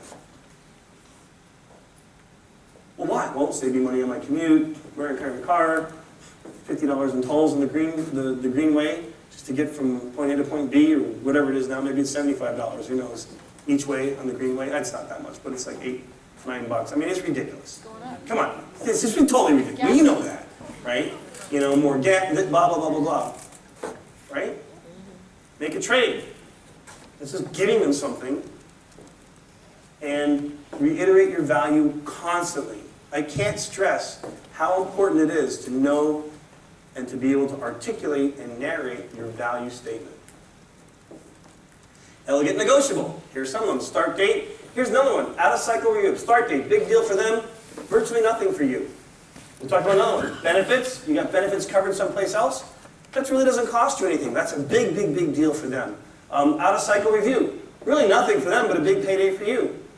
They say, okay, well, but the best we can do, we have to bring you at 100, and I know you want 115. Okay, you know what? You give me an out-of-cycle review. You give me a specific set of MBOs, management by objectives, MBOs, specific set of MBOs that we both agree to, I will sign up to, and if I accomplish all of them within the 6 month, you give me an out-of-cycle review, which means a pay raise. Right? That's what your review is all about. How well did you do? How well did you do compared to all the other people? And how big of a pay raise do you get? But you know what? That's really nothing for them. There's very little risk for them, because if you accomplish these objectives, you've brought them more value than they've had to pay you for, right? And now you're going to get paid for it. Now you're going to get a payday, or you're going to get a pay raise at a cycle. So these are a lot of different things. Incentive options, restricted options, these are all part of an existing incentive plan. It's just a matter of who gets them. You got to just trust me, and this is cooked. Incentive options, restricted, all these other little perks, these option perks if you're going to a publicly traded company, this has all been cooked way in advance. If they say, well, we could give you, normally we get 1,000 options, well, we'll give you 5,000 options. It's not coming out of their pocket. It's not even coming out of, they're not like, oh gosh, we have to take 5,000 more options. It's already in there. It's already in a pool of options that they have to give to potential employees or to highly performing employees. It doesn't cost them anything. So you need to explore, what are their elegant negotiables? What are your elegant negotiables? How can you make this? It's the marble. That's why I love that commercial so much. He had 9 cents, and he offers the marble. It was his elegant negotiable. How much that marble cost him? He probably had 100 just like that at home, right? He looked at it, Yeah, maybe he not looked at it. He said, yeah, you know what? This is a pretty cool marble. I'll accept this instead of a penny. Notice how well he played that marble. This little kid's brilliant. He's a genius. Takes everything out of his pockets. Dumps all his stuff, right? Yeah. Clubman's got to sort through all that and find the 9 pennies. The one thing he doesn't take out is elegant negotiable. He keeps that in his pocket. Hint, nudge, nudge. You don't play your elegant negotiable off the bat. This is a closing tool. Elegant negotiable is a closing tool. Hint, nudge, nudge. Say them all, say them all. You guys getting it? Don't give everything away. Yeah. Hold on to your elegant negotiable. You play that to drive to the close. Just like my little buddy did in the Crack and Fix commercial. I will skip that. We'll play. Summary. Because I believe at 9:30 this hook comes out. Yanks me right off the stage. And it is 9:28:31 right now. Yeehaw! I am right on time. Negotiate to a close. That is your objective. A close. Let me just pause here for a minute. I can't tell you how many times I coach candidates. They go on the interview, and I tell them about how to close. And this is a closing question. This is not a closing question. But not a closing question. So, what are the next steps? Anyone know why that's not a closing question? Because it's just information. It requires no decision or assessment on their part. They tell you the next steps. Does that mean that you are going to the next steps? No, no. It may not.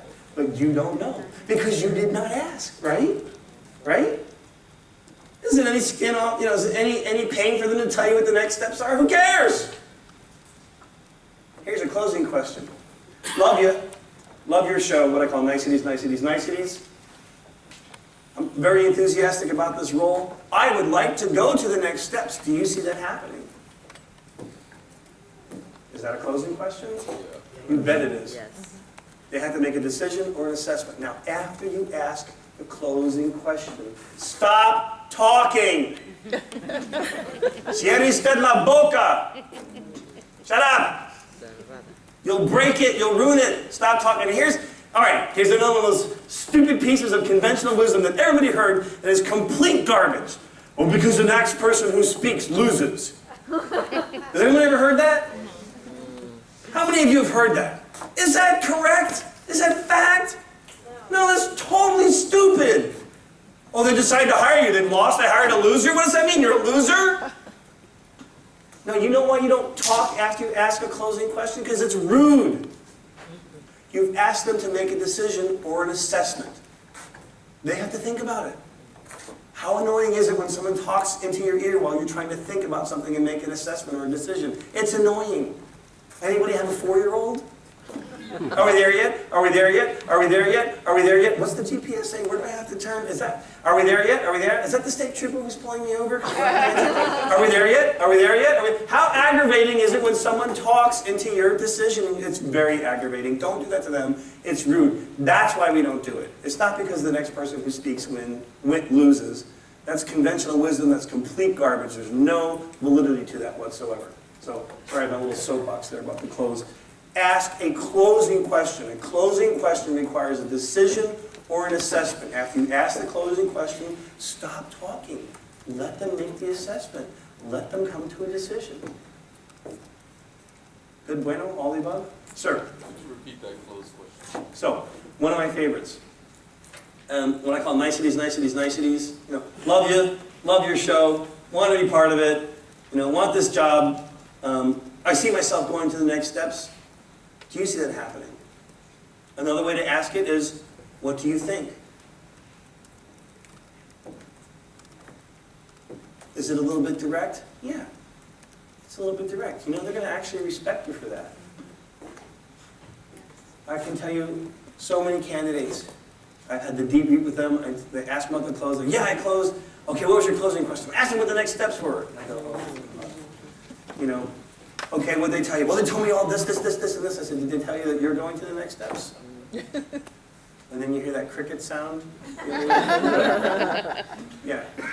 And then I have the painful job of telling them, you did not close. You don't know anything. You just have a piece of data. You don't know if that piece of data pertains to you or does not. You failed even after all the coaching that I gave you on how to do this. Typically, they don't like hearing that, but I have to smack them hard enough to get their attention so the next time they don't make the same mistake again. And you know why? Because we're all adults. An adult mind is like concrete. It's all mixed up and permanently set. Get over it. That's how we are. Make good trades.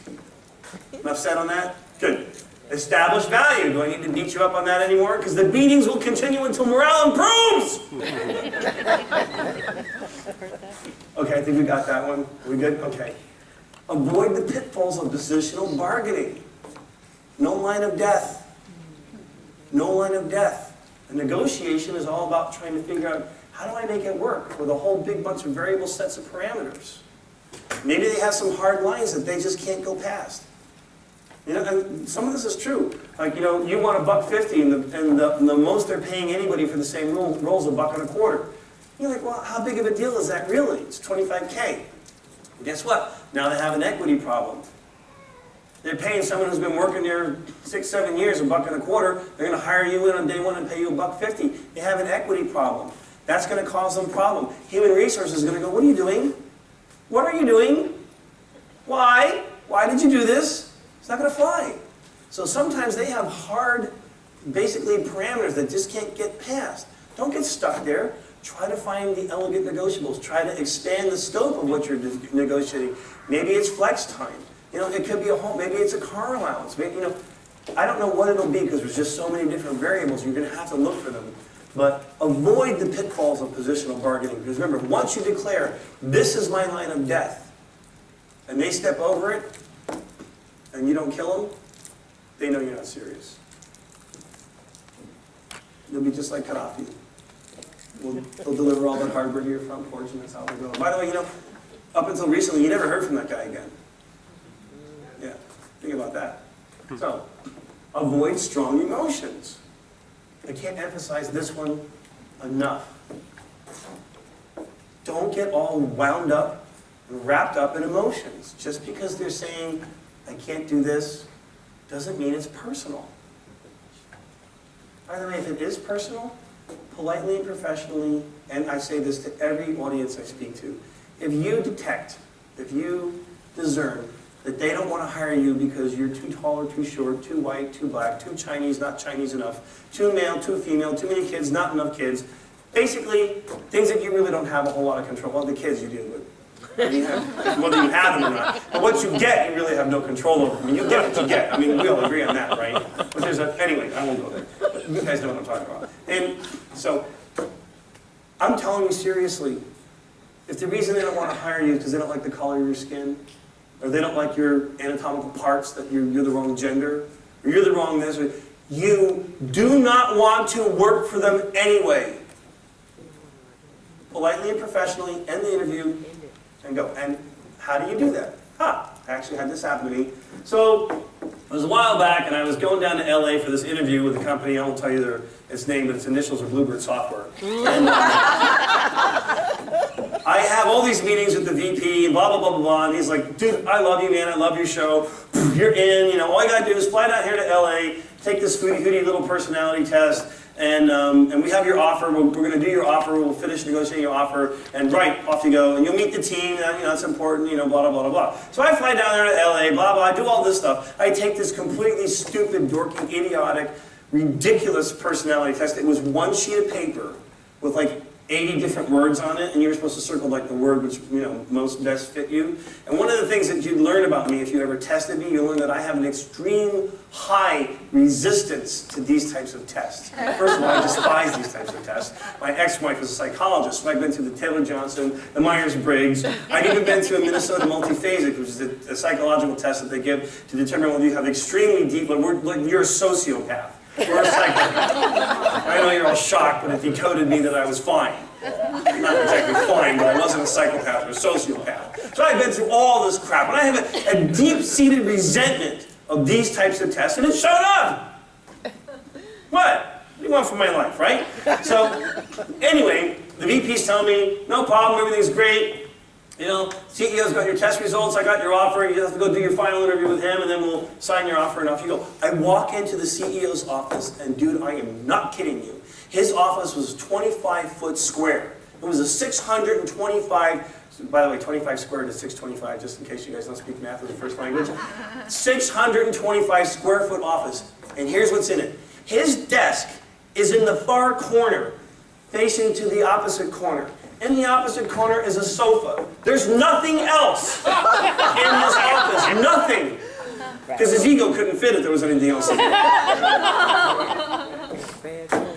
I'm not making this up. Seriously, you know how you know this is true? Because you can't make up something like this, okay? The weirdest stuff is the true stuff, because you just can't make up this stuff.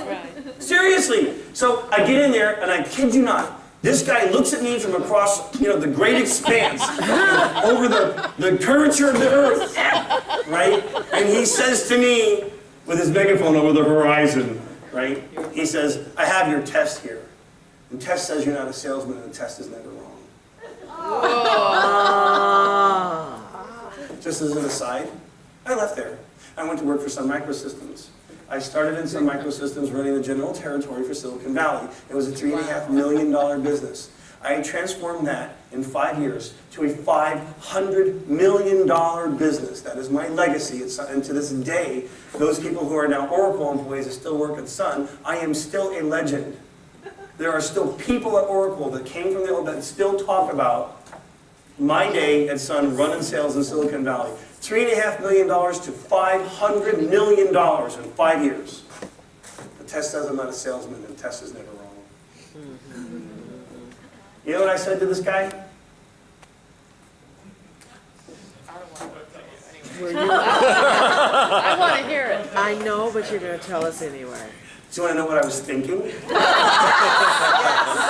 It ended with, and the horse you rode in on, okay? All right, just so you know, I was in the Navy for 11 years. I speak Navy as the first language, okay? It ended with, and the horse you rode in on. But here's what I said. I smiled to him, at him, And I did something called I accepted his decline. He declined me, I accepted his decline. I said, okay. I said, yeah, I understand that, I'm not a fit for your organization.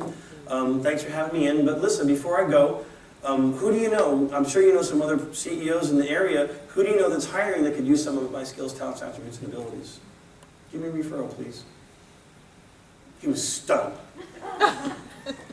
I thought he was going to fall out of his desk that was on the other side of the garage. Did he respond?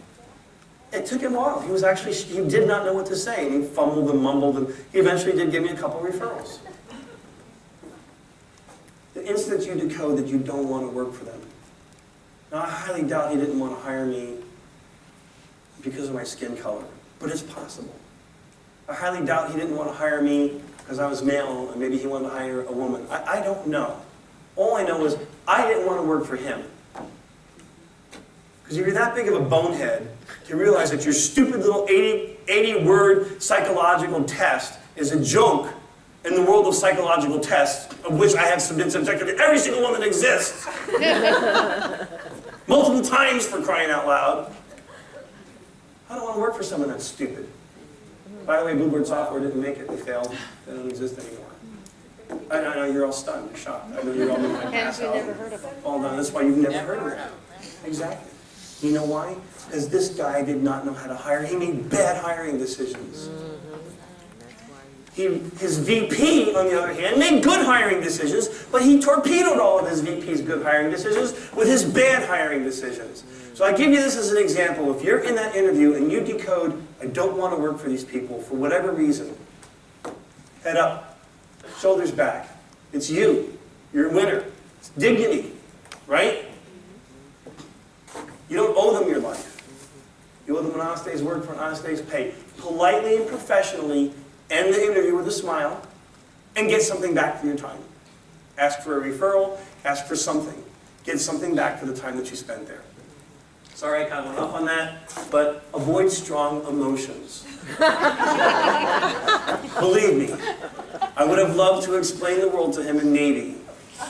He probably would have never. I've made grown men cry just by yelling at them. I'm fully capable of doing it. I wanted to help him along, but I did not. Went for the win. You know what we're talking about there. Be flexible. What happens to things that are inflexible? Once force is applied and they break, don't be that thing that breaks. Be sincere. You're making them an offer. I'm going to come work for you. Mean it. Don't bait and switch them. What that means, you need to have evaluated this job, this company, this potential employer, these people, their culture, and you need to have made an intelligent assessment, an intelligent decision. I want to go work for this company, for this person in that role, making this salary. Be sincere. Mean it. And you know what? The most important advice that I can give you in this whole thing, be you.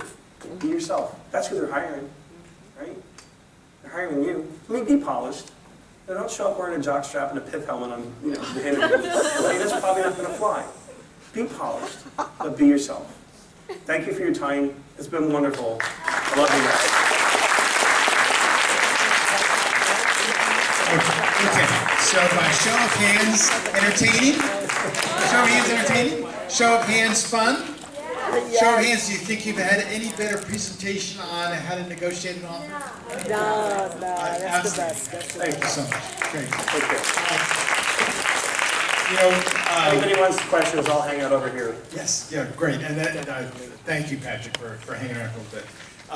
One of the things that I think is a great point that Patrick makes on that last piece about if there's any kind of ism going on and you don't think they're the right fit, there's no point of arguing through it.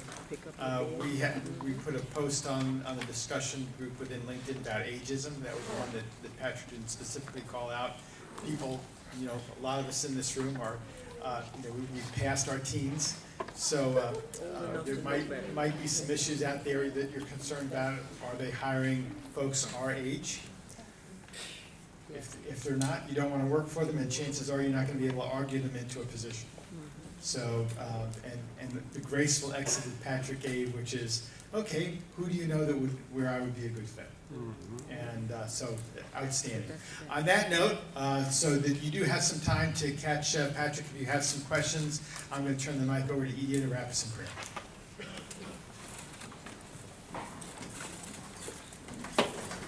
We thank you, O Lord. We bless your name for all the gifts that you have given us tonight. We give you praise, we give you honor, and we give you glory. In Jesus' name, amen.